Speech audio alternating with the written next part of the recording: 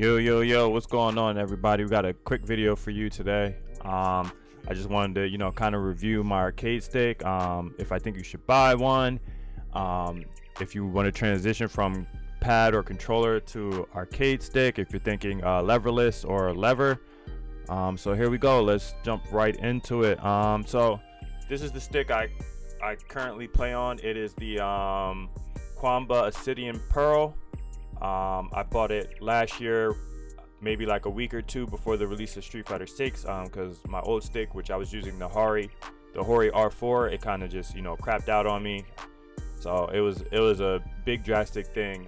So I was going to order it off Amazon, but it was very marked up. I think on Amazon the stick was going for like $350 to $400 just because they didn't have any stock available. So I started looking into some other options. I went online, started doing some Google searches, seeing if there was a close place by where I could just drive and pick it up, and I found a spot. I currently live in central New Jersey, so my Google searches brought me to a little store in New York that's on, I think, northern Manhattan, something like that, on the upper streets of Manhattan, somewhere in like 44th Street, somewhere up there. So I called them up that day. I asked them if they had any in stock, and of course they said yes. So I asked if maybe they could hold two of them for me. I told them I would be there between like 6 and 7. I would go right after work. When I got off work, I believe it was a Friday I went. When I got off work, I drove right to Hamilton train station, which is about 15 minutes from the job. I got on one of the trains, which is about an hour and 10-minute ride to get you into the middle of Manhattan on 33rd and 7th. I went to the shop. I told the guy, hey, I called you guys. Someone said they will hold two of them for me. The guy said, oh yeah, I remember, I got you. So he left the store and came back with 2 boxes. I don't know where he went outside of the store. They had one in like a glass case, but maybe they keep stock somewhere else. A lot of New York stores have like upstairs and weird basements and back doors through alleys. So I don't know where he went. He walked out, he came back in, he had both boxes. So I bought both of them. The sticks cost around $217 with tax. So together is maybe like almost like $440, 400 around there, but it was a good price. Like I said, because Amazon had them terribly marked up around $350, $400. I Ubered back to this train station. I Ubered to the store. I wasn't about to walk like 20 blocks with 2 arcade sticks on me. So I Ubered to the store, Ubered back to the train station, and brought these bad boys home. Went to my boy's house, which is right down the street, dropped his off, came back home, unboxed mine, and started using it right away on Street Fighter 5. Like I said, this was maybe a couple weeks to a month before 6 came out, and I just wanted to be ready to go when the game came out. So I've been using this stick for a year. Street Fighter 6. I now play Tekken 8.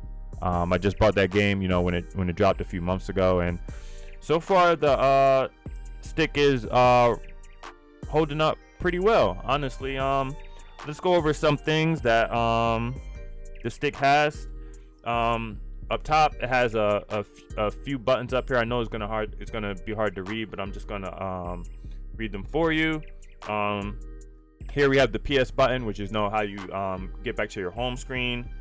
Here we have the share button. If you make a clip and you want to share it, or you take a photo, you can just click that. We have turbo. Everybody knows how turbo works back in the day. You just hold the button down and it rapid fires whatever button you're holding. Next we have mode. I've never pushed that button before, and it has a little LED. I push it sometimes by accident, I think, but I don't know what that does. You have L3 and R3 because we're not on controller, so we can't click the analog sticks in. Next to R3 we have options, which is like your kind of like start button. Then we have the LED button. This stick does have LEDs on the side. I'm gonna turn them on for you real quick. Hold on, guys, let me turn on my PlayStation so we can get the LEDs working here.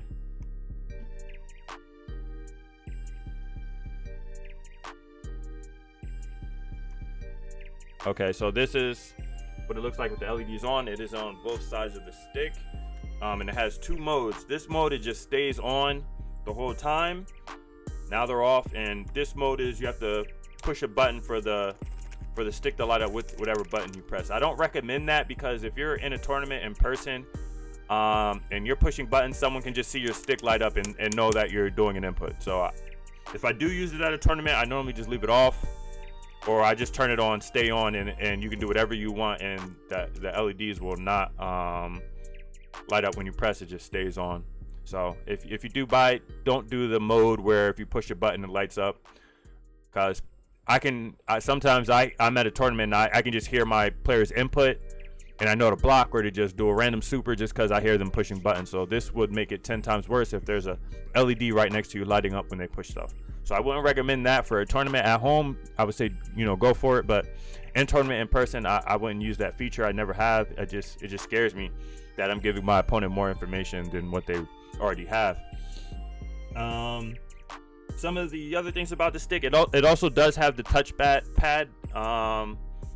that's on PS4 controllers. So you can it also clicks in if you want to make an input. It kind of works like a start button too, but it does have a touchpad on it. Next to that LED button, you have a PS4, PS3, and PC switch.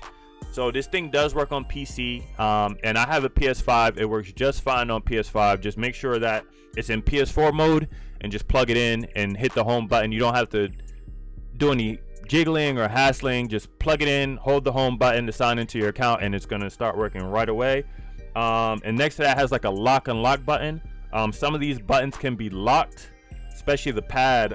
So if you want to lock the pad because maybe you're on PC, you don't want to accidentally hit it or something like that, you can just lock it, or you can just leave it unlocked, so you can use all the buttons. The stick has a very good weight to it. Most art sticks are kind of heavy because they have to sit in your lap and you don't want them moving around while you're trying to play. Accessing the internals is very easy, but for your cable, it does have some kind of like cable management. You just flip this open, you roll up your cable and you stick it in here, and it has a little throughput, so when it is closed, your cable can still run to the console. I would say use this as much as you can, the holder, so your cable does not get messed up. And that's it for that. Other than that, if you do need to access the internals, you guys see I have custom buttons and a custom ball top on mine. There are 6 screws on the back. If I can show it to you guys, one in each corner, kind of 6 buttons, 6 screws. I'm sorry. You just unscrew those, and you'll have access to the internals of the stick. What you get in there is easy to pull out wires so you can replace buttons, or unscrew the ball top so you can do a custom ball top if you want. But I bought these. They do sell buttons at that shop I went to in New York, so if you do want to grab some different colors while you're there, you can do that. I ordered these online, and I believe they're 30 millimeter Sanwa buttons. So if you're looking online for some buttons, just go to 30 millimeter Sanwa, and those should be the right ones for the stick.